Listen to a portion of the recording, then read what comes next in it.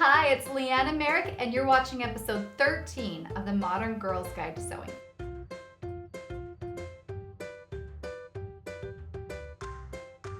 This episode covers darts. Not the kind that you shoot with, but the kind that allows your fabric to form around the curves of your body. If you're making a pencil skirt, you're going to need the top to taper in toward your waist, which is probably smaller than the width of your hips. So the darts would be added along the waist to allow the fabric to curve in toward your waist. Sometimes you create a dress that fits you perfectly along the neckline, the sleeves, and the length, but it bunches a bit under your bust or gaps around the armpits. This means you need a bust dart. Unless your body is shaped like a paper towel roll, you're going to need to add darts to create a proper fit. A dart looks like a triangle pointing towards the center of your garment.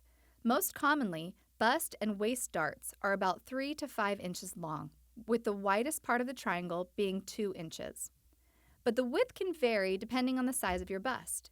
You can always make the base of your dart triangle wider than 2 inches, depending on how much fabric you would like to take in. Bust darts are usually about 3 inches down from the armhole, and waist darts are evenly spaced out along the bottom of your waistline.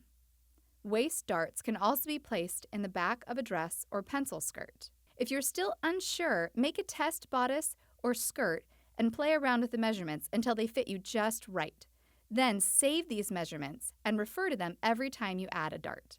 To figure out where you need your dart, measure 3 inches down from the armhole and about 5 inches from the side seam toward the center of your garment.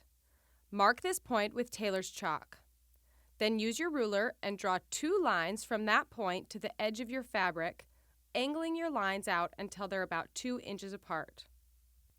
Fold the dart in half, matching up your lines as best you can, and pin in place.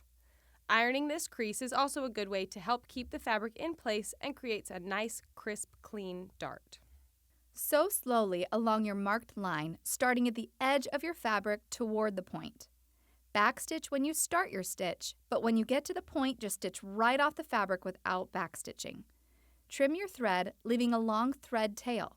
Knot these threads to keep them from coming undone, but not too tight because that will cause the same puckering effect that backstitching would. And finally, open your fabric and press your dart nice and flat with the fold pointing down if it's a bust dart or toward the center if it's a waist dart. And that's it. It's a really simple technique that makes a big difference in the proper fit of your garment. Thanks for watching. Bye, guys.